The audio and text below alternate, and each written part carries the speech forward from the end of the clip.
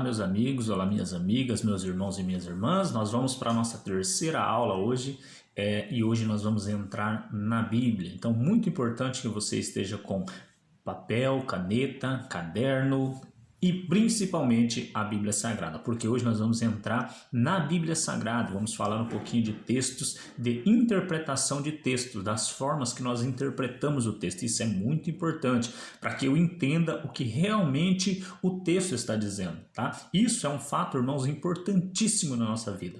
Então, depois desta aula, você vai entender o quão é importante que você saiba o que é que você está lendo. Lembra que lá nas primeiras aulas eu falei sobre o conhecimento, saber o que são livros históricos, o que são livros poéticos, o que são livros proféticos. Então isso é muito importante para que você saiba o que é que você está lendo. Então dessa forma você vai conseguir interpretar o texto que você está lendo. Então é muito importante para que nós não possamos interpretar de uma forma errônea, né? Para que a gente não interprete de um jeito errado, de um jeito falho. Então, é muito importante você saber isso. Então, vamos lá, papel e caneta na mão, caderninho na mão aí, para a gente poder, então, começar. O primeiro texto que nós vamos interpretar é um texto muito conhecido, o texto da Sunamita.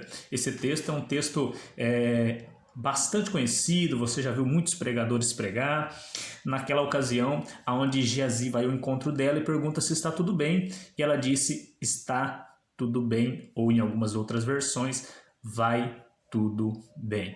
Mas o que é que a Sunamita realmente queria dizer? O que é que a Sunamita realmente queria falar nesse momento?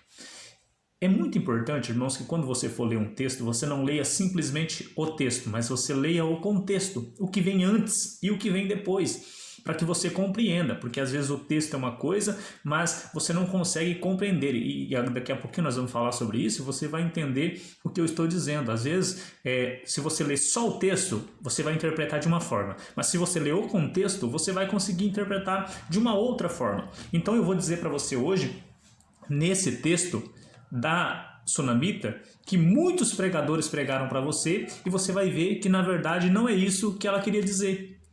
Porque como alguém que o filho acabou de morrer, como alguém que uma mãe pode dizer que está tudo bem? Não foi isso que ela quis dizer. Sério, pastor?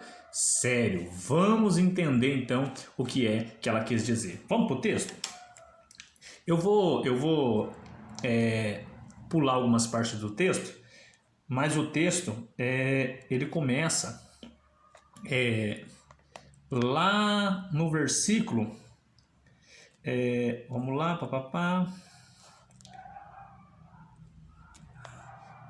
8, o versículo 8, capítulo 4 de 2 Reis, o versículo 8 começa a narrar a história da mulher, né? Essa mulher de Sunem, Eliseu passava por lá, e ela viu que Eliseu era um homem de Deus, então ela chama o seu marido, ela resolve fazer então um quartinho, um cômodo, né, para que Eliseu possa ficar, porque ela viu nele que ele era um homem de Deus, tá? Então, Eliseu, com forma de gratidão, pergunta a Geazi, o que é que nós podemos fazer por essa mulher? Ele diz, olha, ela não tem um filho.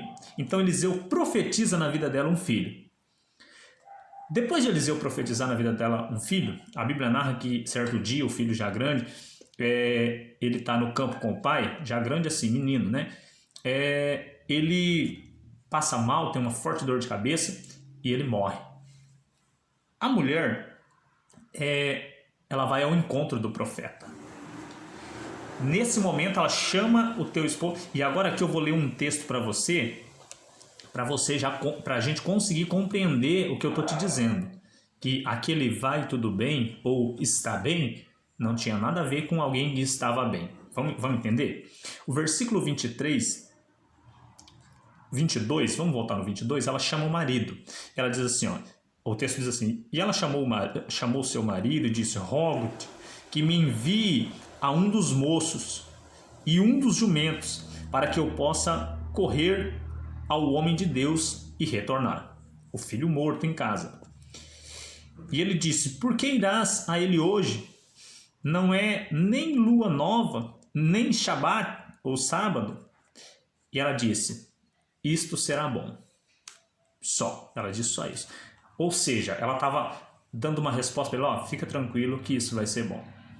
Só. Foi o que ela disse. Então ela selou o jumento e disse ao seu servo: conduz e segue adiante. Não detenhas a tua cavalgada por minha causa, exceto se eu te pedir. Então ela disse: olha, você vai reto, não para ninguém, não fala com ninguém, segue adiante, a não ser que eu te peça para parar. Ela tinha um foco, ela tinha um objetivo. O versículo 25 diz assim: ela foi, chegou até o homem de Deus no Monte Carmelo, e sucedeu que quando o homem de Deus viu ao longe, ele disse a Geazi, o seu servo: eis que lá vem a sunamita. Corre agora até ela, rogo-te, e encontra a ela, e diz: se está bem contigo, está bem com teu marido, está bem com teu filho. E ela respondeu: está tudo bem. Aqui é que está a grande questão. A mulher saiu de casa com um propósito. Então, para você compreender o texto, ela saiu de casa com um propósito. Ela precisava falar com o profeta Eliseu. Quando ela sai de casa para falar com o profeta Eliseu, ela já dá uma ordem ao seu servo e diz: oh, não para ninguém, não deixe ninguém nos atrapalhar. Quando ela está no caminho, então vem alguém ao encontro, que não era o profeta. E quando esse alguém chega até ela e pergunta para ela: como que a senhora está? Como é que está a tua família? Como é que está o teu filho? Aí ela disse de uma forma para se livrar de Geazi. Ela disse: olha, está tudo bem. De uma forma como se fosse assim: ó, está tudo bem, mas não é com você que eu quero falar. Acho que você já passou por isso, você que está me assistindo agora. Você vai falar com alguém, essa pessoa não está, mas vem uma outra pessoa e diz: olha, eu posso fazer algo para você? Você diz: não, você não pode. Ou não, está tudo bem. Nós reagimos dessa forma: não, está tudo bem, não precisa. Essa era o está tudo bem dessa mulher. Ela estava dizendo: não, está tudo bem, mas eu quero falar com o profeta Eliseu. Então, ela não estava dizendo que na tua casa estava tudo bem. Naquele momento, o que ela estava dizendo para Geazi era: não, está tudo bem, mas o que eu quero é falar com Eliseu. Viu como é importante a gente entender? E você já ouviu muitas e muitas pregações dizendo que essa mulher estava dizendo que estava tudo bem na tua casa. Mas, na verdade, não é isso que o texto está dizendo. O que o texto está dizendo, e é por isso que você tem que aplicar a exegese que eu disse lá nas primeiras aulas, para você compreender o texto. Então, essa mulher está dizendo: não, está tudo bem, mas eu quero falar com o profeta. Ela não disse com essas palavras, mas ela disse na forma de agir. Geazi chega nela toda apavorada: e aí, tá tudo bem com você, com a tua família, com o teu filho e tal? Ela diz: não, tá tudo bem. E ela segue adiante e vai falar com o profeta. Ou seja, ela fez aquele gesto: ó, tá tudo bem, dá licença um pouquinho que eu preciso falar com o profeta. Então isso que o texto está querendo dizer. Então não é da forma que às vezes a gente vê muitos pregarem, dizendo que ela estava dizendo que estava tudo bem. Não estava tudo bem. O teu filho estava morto. Ela precisava de um milagre. Se estivesse tudo bem da forma que às vezes muitos pregadores interpretam, ela não teria ido até o profeta. Entende agora? E ela foi até o profeta porque não estava tudo bem. O que ela disse foi para Geazi: Geazi, tá tudo bem, tá tudo tranquilo, mas o que eu quero é falar com o profeta. Entendeu? Precisamos ler o contexto para entender o texto. Isso é essencial. Para você que me acompanha nas redes sociais, você viu que em uma das minhas lives eu falei um pouco sobre isso. E eu quero falar um pouquinho para você agora aqui de um texto conhecidíssimo de todos, mas interpretado errado por muitos e muitos. A Bíblia diz que o nosso Deus ele é onisciente, onipresente, onipotente. E existe um texto em Provérbios, capítulo 8, e no verso 17, que diz assim: ó, eu amo aqueles que me amam, e os que cedo me buscam me acharão. Em algumas outras versões vai dizer: eu amo os que me amam, e os que de madrugada me buscam me encontrarão.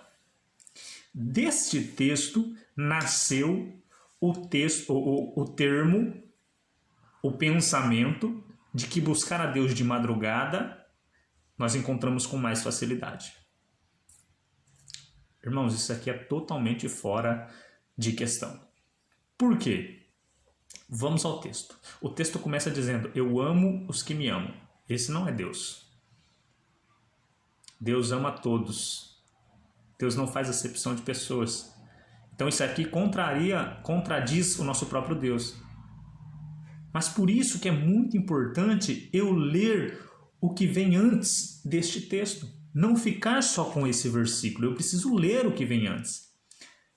E entender, lembra que eu disse lá na primeira aula, se esse livro é um livro poético ou se ele é um livro profético. Como pode ser Deus falando se esse livro de Provérbios ele é um livro poético? Ele não é um livro profético. Então não é Deus que está falando aqui. Aqui não é Deus que está falando. Aqui é a sabedoria que está falando. Sabe por quê? Vamos ler eu vou começar o capítulo 8, vou ler só o começo para você entender e depois nós vamos pular ali para o versículo 13, ali para nós chegar mais pertinho. O capítulo 8 ele começa assim, ó. Acaso a sabedoria não clama e não ergue o entendimento a sua voz? Aí ele vai prosseguir falando de sabedoria. Vamos lá para o versículo 15. O versículo 15 diz assim, ó, por mim reinam os reis e os príncipes decretam justiça. Por mim quem? Sabedoria. Por mim príncipes governam e nobres todos os juízes da terra. Por mim quem? Sabedoria. Versículo 17. Eu amo aqueles que me amam. E os que cedo me buscam me acharão. 18. Riqueza e honra estão comigo.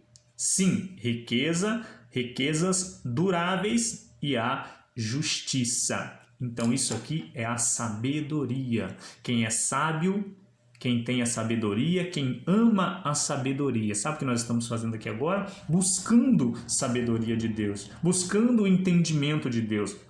Existem pessoas que acham, eu não preciso estudar, porque Deus há de revelar. Eu não preciso ler a Bíblia, quando eu abro Deus já revela. Irmãos, isso aí é uma mentira enviada pelo nosso inimigo. Você precisa sim buscar, você precisa sim meditar. Os homens de Deus lá atrás foram instruídos a isso, a meditar nas Escrituras. Então nós precisamos meditar sim a fundo nas Escrituras, precisamos sim buscar as Escrituras. Aqui Salomão, um dos homens mais sábios da Bíblia Sagrada, está nos dando essa instrução, que nós busquemos a sabedoria.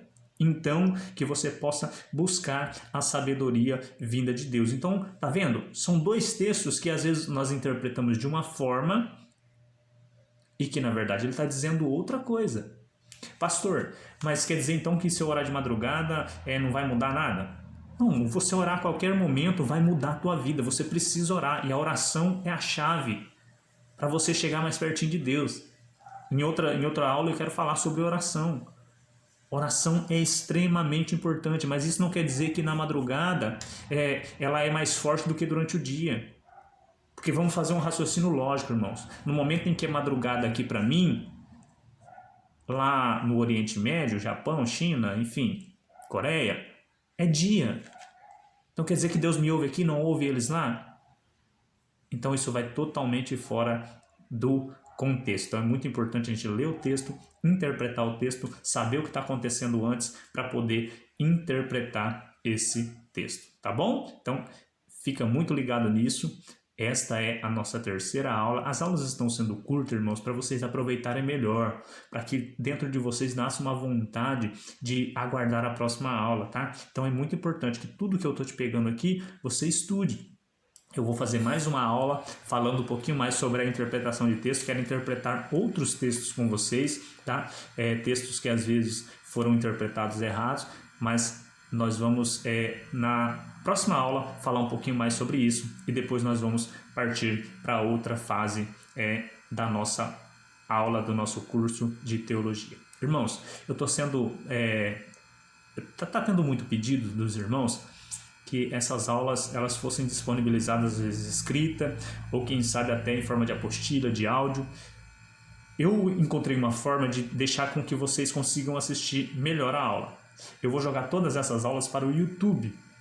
Então, a partir de hoje, todas essas aulas elas também estarão disponíveis no YouTube. Eu vou enviar o link para vocês, vocês entram lá, dá o seu like lá, curte a nossa página lá no YouTube, e aí você está disponível para você todas as aulas lá no YouTube, para não pesar no seu celular, para não pesar aí para você. Então sempre que estiver disponível lá, eu aviso no grupo, falo, gente, está disponível a aula, então vocês correm lá para o YouTube, assiste lá, que vai ficar mais fácil para todo mundo. Amém, meus irmãos? Que Deus abençoe vocês e até a próxima aula.